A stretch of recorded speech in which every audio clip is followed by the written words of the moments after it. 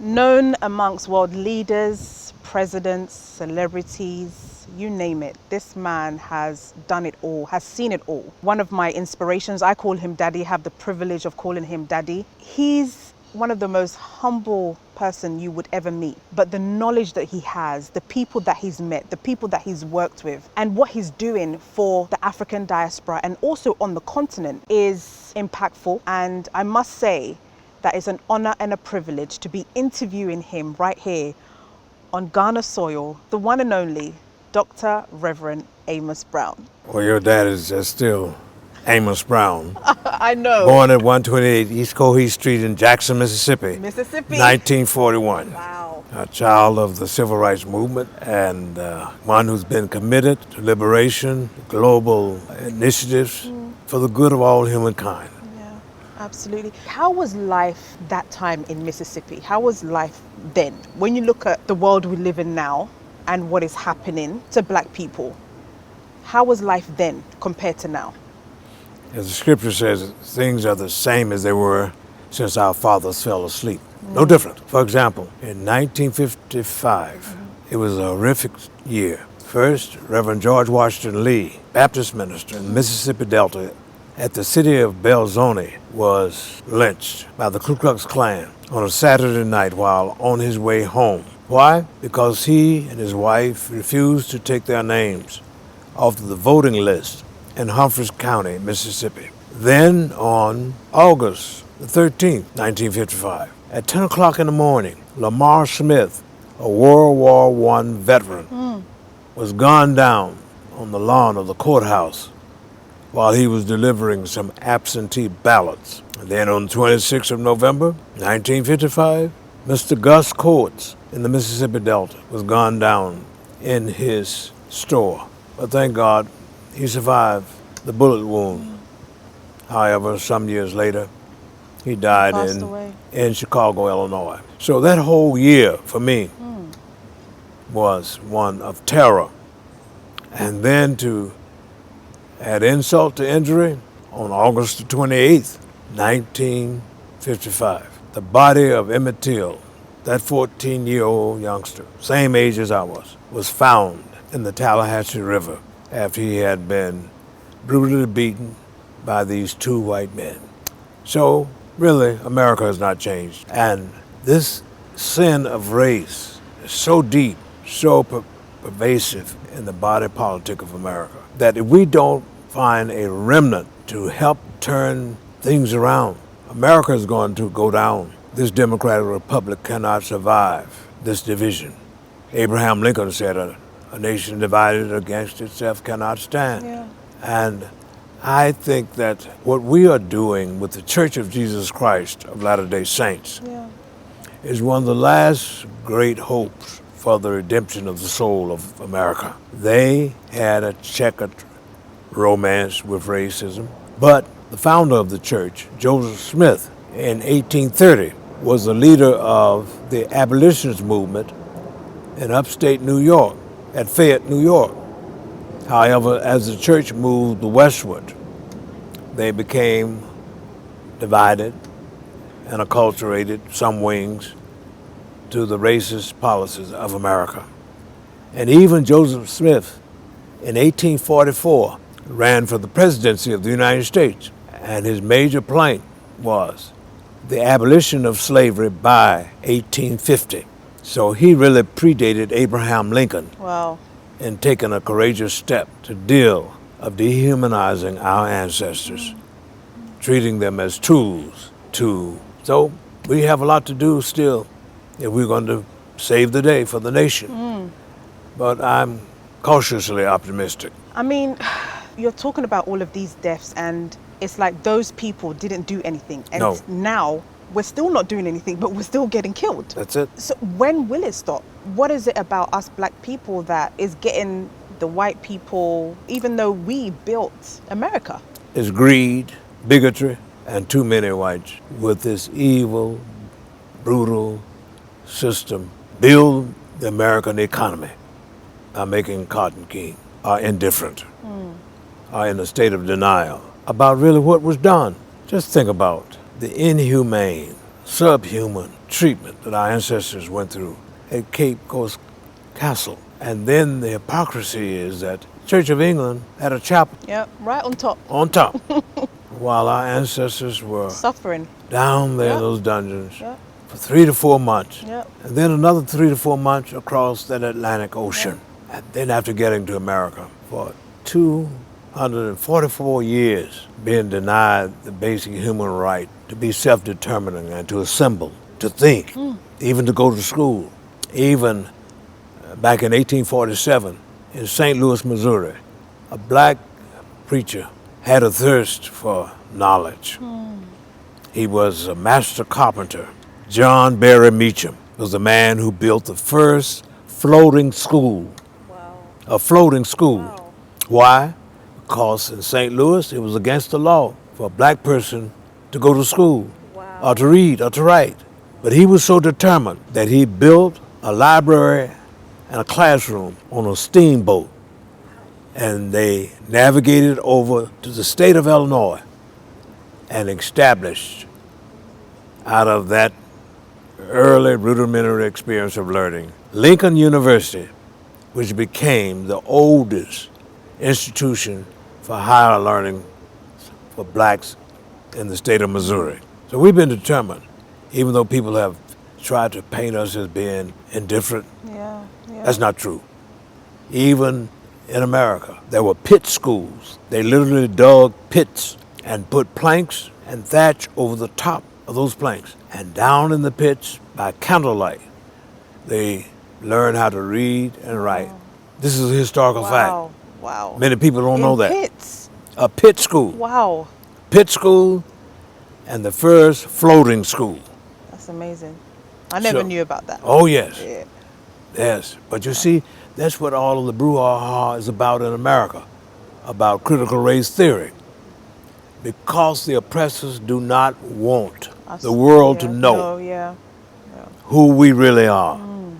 They have developed this caricature. They have developed this distorted image of us. And that narrative is what has given them this false sense of superiority and arrogance. Yeah. But I thank God that in my home in Jackson, Mississippi, we were always told by Charlie and Luella Brown that we were somebody. Yeah. And I got from my father's bookshelf at the age of 13 one of the oldest copies of the first history of the Negro race from 1619 to 1880. And that was not written by Carter G. Woodson, who's gotten great acclaim as being the father. The black person. Yes, Carter G. Woodson. He didn't come along until 1926 to get us to, in a systematic, consistent way, study our history and heritage. But this black Baptist preacher, George Washington Williams, while he was pastor of the Union Baptist Church of Cincinnati, Ohio, wrote the first history of the Negro race in 1880. Wow. And I was one day browsing on my father's bookshelf, and I saw that book, and I know that much about it, evaluating a book, but anyway, when I cracked it open, the page that my eyes saw was that chapter on the Negro soldier and the Civil War, the 54th Regiment from Massachusetts. That became one of the scenes in that movie, Glory. Yeah. But that really impacted me, that I had a thirst always to know what my ancestors had done and to have a positive, balanced self. How important is it for young people to know about their history? And the wisdom and the idea of this assertion is found in this cane here, the Sankofa bird. Yeah. Looking backwards to go forward with an egg in his mouth to convey the profound idea that if you don't know who you are, if you don't know your history and your heritage, you can have pregnant possibilities for progress for yourself, for your race, or for any endeavor that you're involved in. Too many of us suffer from what I call cultural and historical amnesia and Alzheimer's. Wow. And others are just purely don't care Yeah. and have no self-worth or self-esteem. But for us to come with these young people, it's a fulfillment of my desire to pass on to others what was delivered to me.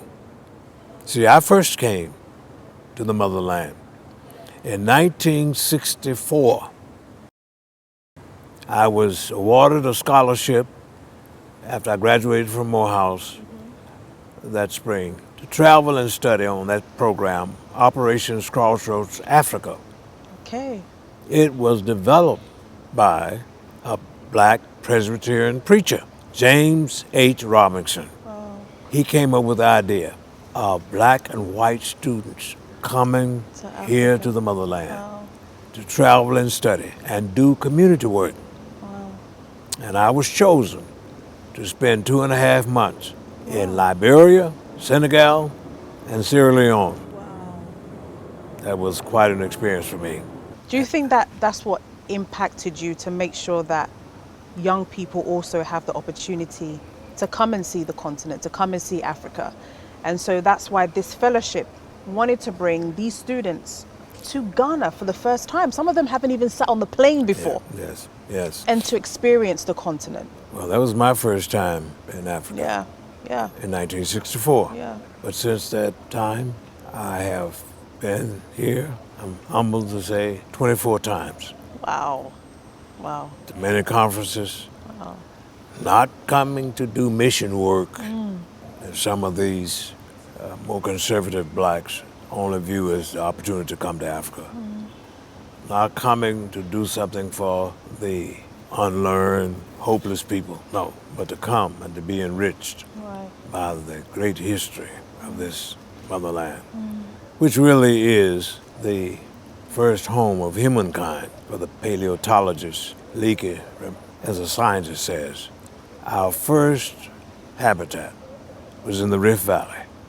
Where is the Rift Valley? Kenya and Ethiopia. In Ethiopia. And when those fossils were found of Lucy, it said it all. So we're all related. But as humankind migrated around the globe, stopped at the bank of a river on a beach, they developed what you call culture, different ways of doing things. Yeah. And unfortunately, this insane notion of them against us against them, instead of us living out the reality of we-ness, which bespeaks our common humanity. As Acts 17 says, we all made of one blood to dwell on the face of this earth. And these external features only came about because of varying climatic conditions. That's all. Yeah, But blood is blood. absolutely. If it's A type, O type, and you want a blood transfusion so you can live, you'd be a fool to say because that person's skin is black Right. externally. Right. Then I won't take it. You'd be dead on arrival. So we need to see that there's life in knowing our common humanity and never feeling that because we're different, it means that we are deficient. Right. Diversity is good. That's the reason why I never like hearing that word, America, the melting pot. A melting pot suggests stew or the elements losing their identity. Yeah, yeah. But I like to see America as being, at best, a salad bowl. And even the nutritionist says, the more salad that you eat, likely you will be healthier. Yes. Yes.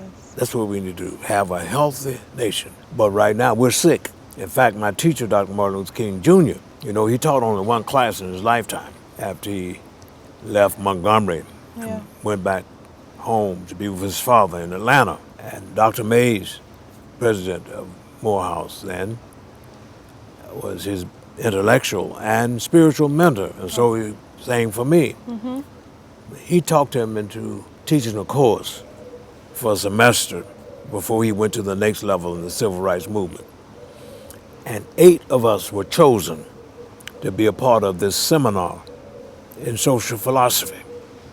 In fact, I have a copy of Dr. King's handwritten notes Wow. and the class roster.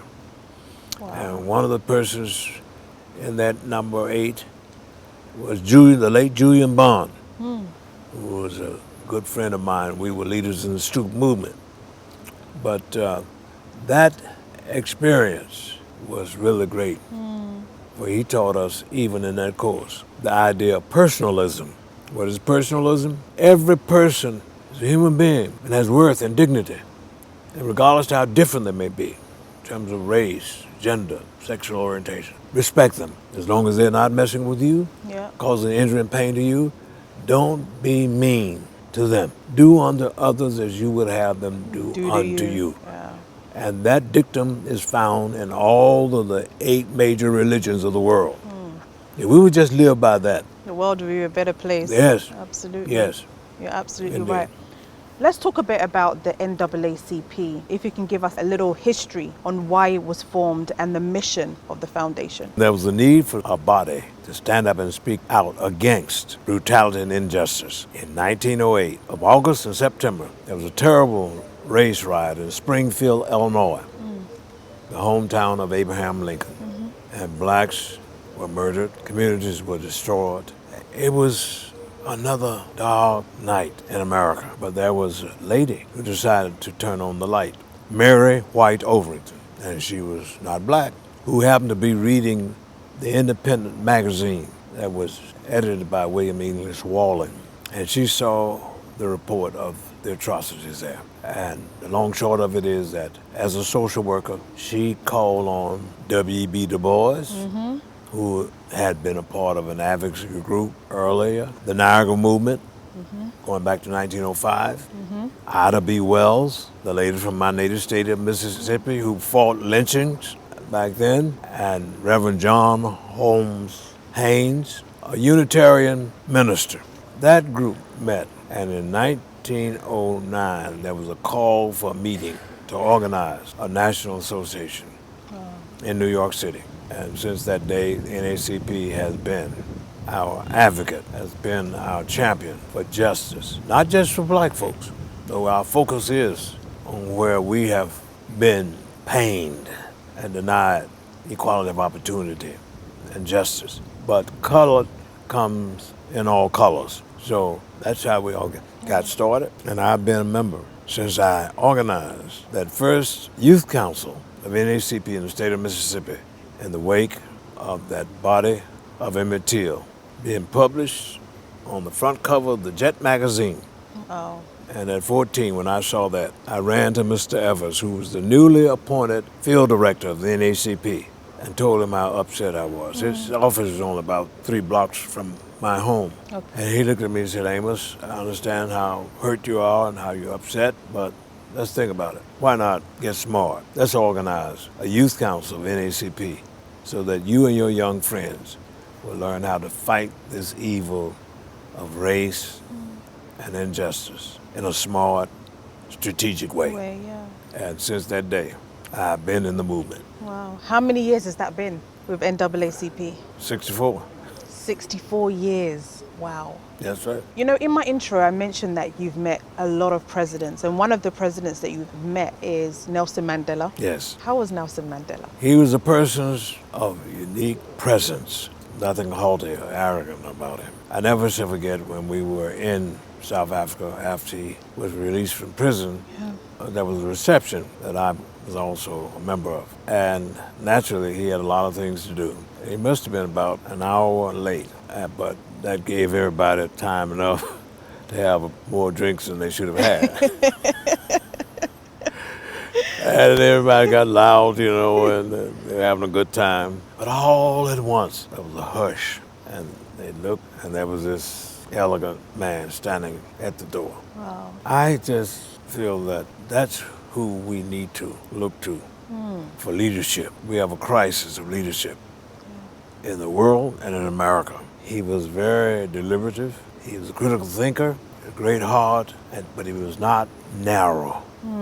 Who are some of the other people that have really impacted your life in a special way? Eleanor Roosevelt. Why? She was a very unusual woman who was comfortable at home in her own skin and embraced Mary McLeod Bethune, the iconic black educator, and did so much to speak up for justice and inclusion when even her own husband, FDR, for political reasons or whatever, was mute and silent. In fact, Eleanor Roosevelt, Ruby Hurley, Walter White, and others were responsible for making a difference for Marian Anderson, the great singer, when the Daughters of the American Revolution didn't want Marian Anderson to sing in that building, but it was Eleanor Roosevelt and those other blacks who said they won't let her sing there. Yeah. She was singing anyhow, and she sang at the Lincoln Memorial, "My Country, Tears of Thee." And to think that Marian was able to sing because of Eleanor Roosevelt and others standing up was very impactful for me. I met her, by the way, when I was doing a job. My sophomore year at Morehouse College, I lived with the president of Atlanta University, Dr. Rufus Clement. He was president of Atlanta University, and she came to speak for the commencement of Atlanta University, and that was a rich experience for me. Yeah. How important was it for us, especially people in America, to have a black president at that moment? Actually, Mr. Mandela saved the day for America. We were in 2 wars and the economy was messed up. And he came in there and did an incredible job. No scandal. You didn't have to hold your head down when he spoke. He's very articulate. And again, it destroyed the image that even Aristotle concocted, which was false about black people. For during the 4th century BC, before Jesus of Nazareth was even born, Aristotle said in his work, The Politics, that the Ethiopian and the black man are inferior because our skin is dark. That's number 1. It's true. He said that. Number 2, that we will never be capable of self-governance. We would always have to have somebody at the top governing over us. Yeah. He said it. Yeah. And that's what's been in the DNA of Western philosophy and racial superiority in America and throughout the world. That lie that was told. But Mr. Mandela said, oh no, I'm just as good as you or better. Absolutely. In some instances. How do you see Africa and us in the diaspora making an impact on the continent? The first thing we got to do is to be enlightened that Africa has been raped with all the wealth of this country, Western Europe and other powers, and now some, like China, are just looking for what they can get, not what we can do together. Yeah. But if here in Africa we had the major means of manufacturing, there would have been more things that we could have done. But even in spite of that, we've done so much with so little from so few. And again, when it comes to the issue of immigration, the lie has been told. And even Donald Trump said it. We don't need any more of those Africans. Why don't we have more people coming in from Norway? Well, he just was so unenlightened. Yeah. If he read, he would have known that for one country, for instance, Nigeria, there are more people with advanced, 85% of the people who immigrate to the United States have advanced degrees who are from Nigeria. Yep. So if people would just tell the truth about each other and be true to themselves, we would not have all of this carnage, nonsense, and inhumanity. But we have a lot of African Americans who are scared of coming to Africa on the continent. That's because of the lie that's been told. I mean, even these young people who came here with, they were shocked. It was a wild moment. They couldn't believe it, that we've done this much. Why? Because they have been brainwashed, nurtured, and burped over the notion that Africa was a dark continent. It was backwards. There were savages there. All that nonsense. You know what I'm talking about. It's time that we tell our own story and stop permitting others to do that. Yeah. And that's another reason why I wanted these young people to come, black and white, so that they will go back as ambassadors for racial reckoning, reconciliation, and social justice. So do you plan to do this every year? Well, if we get the sponsors and the help, we shall. We shall. Not will, we shall do it. We shall. Yes. Absolutely. So needed. Are you writing your book?